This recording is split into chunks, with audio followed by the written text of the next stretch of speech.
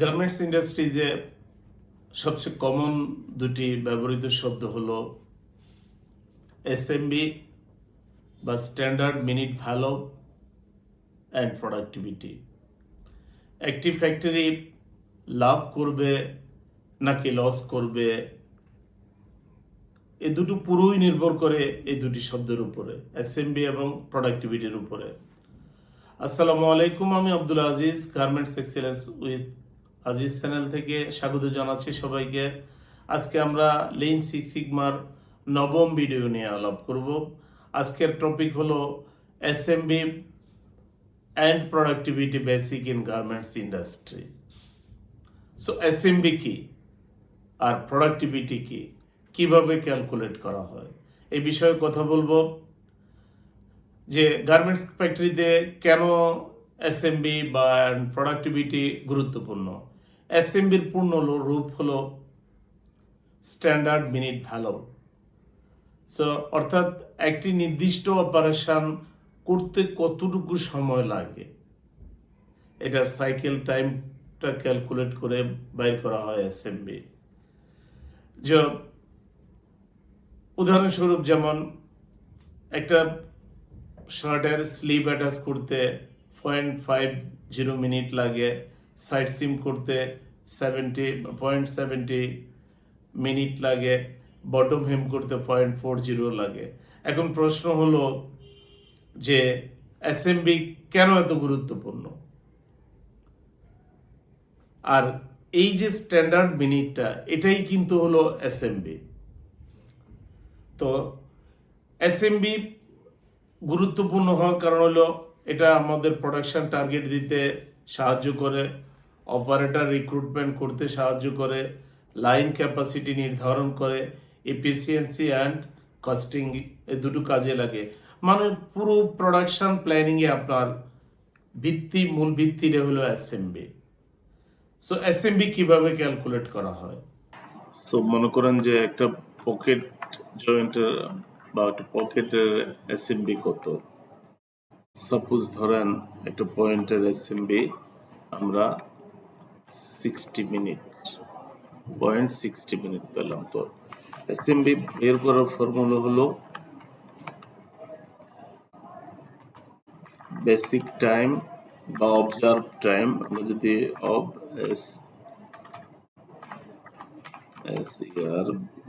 Observe time into rating factor plus allowance, এই হলো এসএমবির মূল ফর্মুলা। তো সাপোজ ধরেন একটা পকেট সুইং করতে আপনার সময় লাগে কত, অবজার্ভ টাইম হলো 15 মিনিট। সো 15 মিনিট হলে রেটিং ফ্যাক্টর হবে কত। রেটিং ফ্যাক্টরের এখানে একটা সূত্র আছে যে আপনি যদি নর্মাল ওয়েতে কাজ করেন, মানে স্বাভাবিক স্পিডে, তাহলে সেটা ধরেন আপনার 100%। স্বাভাবিকের চেয়ে একটু বেশি কাজ করেন 110%। যদি হাই স্পিডে কাজ করেন, হাই স্পিড, সেখানে 120%। আর লো স্পিড কাজ করেন তাহলে 80%।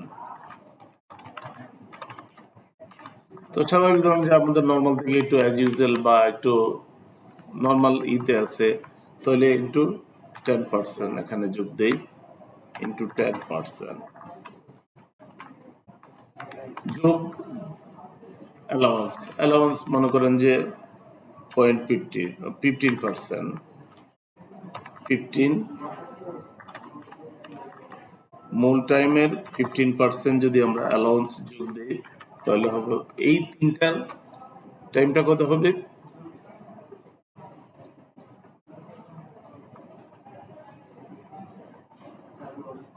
তার মানে একটা পকেটের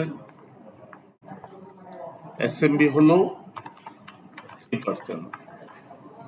মানে assembly equal to observe time into writing factor plus allowance.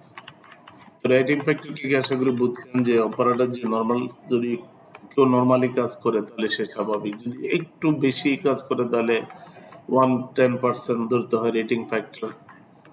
মানে হাই স্পিডে কাজ করলে 120% রেটিং ফ্যাক্টর ধরতে পারেন। যদি লো স্পিডে কাজ করে স্বাভাবিকের চেয়েও একদম চলমানের চেয়েও প্রোডাক্টিভিটি কি, অনেকে এসএমবি এবং প্রোডাক্টিভিটি নিয়ে কিন্তু এক করে ফেলেন। প্রোডাক্টিভিটি হলো যে একজন অপারেটর বা একটি লাইনে ইফিসিয়েন্সি প্রোডাকশন করছে কিনা। যদি সহজ ভাষা আমরা বলি যে কম সময় কম রিসোর্স ব্যবহার করে আউটপুট বেশি পাওয়া। গার্মেন্টস ইন্ডাস্ট্রিতে প্রোডাক্টিভিটি সাধারণত পার্সেন্টেজে মেজারমেন্ট করা হয়। সো আমি আপনাকে বুঝিয়ে দিচ্ছি কিভাবে আপনি অ্যাসেম্বলিটা করবেন। একটা উদাহরণ দাঁড় করে আমরা, ধরুন প্রডিউস কোয়ান্টিটি 4,400 পিস, অ্যাসেম্বলি হলো 0.50, এখন ম্যান পাওয়ার হলো 10 জন, তাহলে ওয়ার্কিং টাইম কত হলো? 480 মিনিট। তাহলে এফিসিয়েন্সি কিভাবে ক্যালকুলেট করবেন? আসুন আমরা প্র্যাকটিক্যাল নিজে করি। আমরা দেখি এফিসিয়েন্সি কিভাবে বের করব। এফিসিয়েন্সি বের করার দুইটা বিষয় আছে, যেমন efficiency equal to earn minute divided by available minute into 100।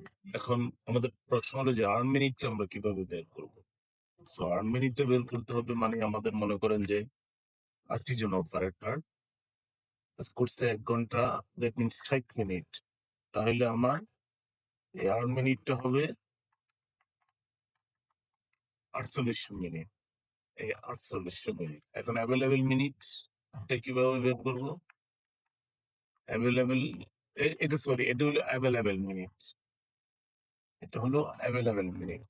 এখন আর্ন মিনিটটা কিভাবে বের করবো? আর্ন মিনিটটা বের করবো, সাপোজ ধরুন 20 অ্যাসেম্বলির আমরা 120 পিস মাল প্রডিউস করলাম, তাহলে ইন্টু এই 2400 মিনিট হলো আপনার আর্ন মিনিট। মানে আপনি কত অ্যাসেম্বলির মাল 1 ঘন্টায় কত পিস করলেন। আমরা 20 অ্যাসেম্বলির মাল 20 পিস করলাম, 2400 মিনিট হলো আর্ন মিনিট, অ্যান্ড এই অ্যাভেলেবল মিনিট হলো 4800 মিনিট। সো এটাকে এফিসিয়েন্সি বের করবো কিভাবে? Divided by available minute into 100। এই 100 তাহলে কত হলো? 50% এফিসিয়েন্সি। এই 50% হলো আপনার মূল এফিসিয়েন্সি। কথাটা কি ক্লিয়ার ভাবে বোঝা গেছে? সাপোজ ধরেন আপনার এফিসিয়েন্সি বের করতে হলে একদম সহজ যেটা formula, earn minute divided by available minute into 100। Earn মিনিটটা কিভাবে বের করে আমরা? কত অ্যাসেম্বলির মাল কত ঘন্টায় কত পিস বের করলাম। তো 120 পিস মাল যদি আমরা 20 অ্যাসেম্বলির বের করি, তাহলে আমার আর্ন মিনিট হবে 2400। আর অ্যাভেলেবল মিনিট হলো আমার 80 জন এমপ্লয়িজ কাজ করছে 1 ঘন্টা, 4800 মিনিট ইন্টু 100। এই হলো এফিসিয়েন্সি। যদি এখানে আর্ন মিনিট যত বেশি হবে, যদি মনে করেন 2800 হলো, তাহলে এফিসিয়েন্সি বাড়বে। যদি 3000 হয় তাহলে আরো বাড়বে। যদি 4000 হয় তাহলে আরো বাড়বে। এই আবার যদি আপনি আরেক সিস্টেমে বের করা যায়, আপনি যদি ইতে বের করাতে চান যে আপনার প্রোডাক্টিভিটি দিয়ে, তাহলে অ্যাকচুয়াল এখানে ওটা বের করবেন শুধু এভাবে আউটপুট বেস। যদি আউটপুট বেস এফিসিয়েন্সি বের করেন, তাহলে actual output versus divided by target output into actual. তো সাপোজ ধরেন আপনার এই অ্যাকচুয়াল আউটপুট হলো 80 পিস, টার্গেট ছিল আপনার 90 পিস, তাহলে আপনার কত হয়? 88%। 88%। তাহলে এখানে আমরা যে বিষয়টা একদম ক্লিয়ার বুঝলাম যে অ্যাকচুয়াল আউটপুট যত বেশি হবে তত এফিসিয়েন্সি বাড়বে, আর আর্ন মিনিট যত হবে তত এফিসিয়েন্সি বাড়বে। তাহলে এফিসিয়েন্সি ব্যাপারটা একদম আমাদের ক্লিয়ার, এভাবেই এফিসিয়েন্সি বের করতে হয়, এভাবে করবে। তো প্রোডাক্টিভিটি কম হওয়ার কারণ কি?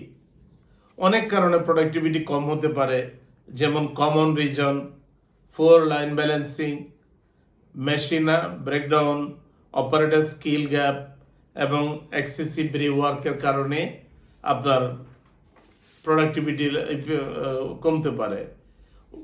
তাছাড়া আছে wasting time, fabric shortage, bottleneck operation. এই সমস্যাগুলো সমাধান করলে আপনি অটোমেটিকলি প্রোডাক্টিভিটি ইমপ্রুভ করতে পারবেন। তাছাড়া প্রোডাক্টিভিটি বাড়ানোর কিছু উপায় আছে, যেমন প্রোডাক্টিভিটি প্রপার লাইন ব্যালেন্সিং করতে হবে, অপারেটর ট্রেনিং করতে হবে, রেগুলার মেশিন মেনটেনেন্স করতে হবে, গুড কোয়ালিটি কন্ট্রোল করতে হবে, অ্যাকুরেট টাইম স্টাডি করতে হবে, রিয়েল টাইম প্রোডাকশন মনিটরিং করতে হবে। ইন্ডাস্ট্রিয়াল ইঞ্জিনিয়ারিং বা আই সাধারণত এই কাজগুলো মনিটর করে থাকেন। এসএমবি এবং প্রোডাক্টিভিটি হলো গার্মেন্টস ইন্ডাস্ট্রির সবচেয়ে গুরুত্বপূর্ণ বিষয়। এই দুটি বিষয় যদি আপনি ভালোভাবে ক্যালকুলেট করতে পারেন এবং ভালোভাবে মনিটরিং করতে পারেন, অটোমেটিকলি আপনার প্রোডাক্টিভিটি বেড়ে যাবে, লাইন এফিসিয়েন্সি বাড়বে এবং আপনার সময় ওয়েস্টেজ কম হবে।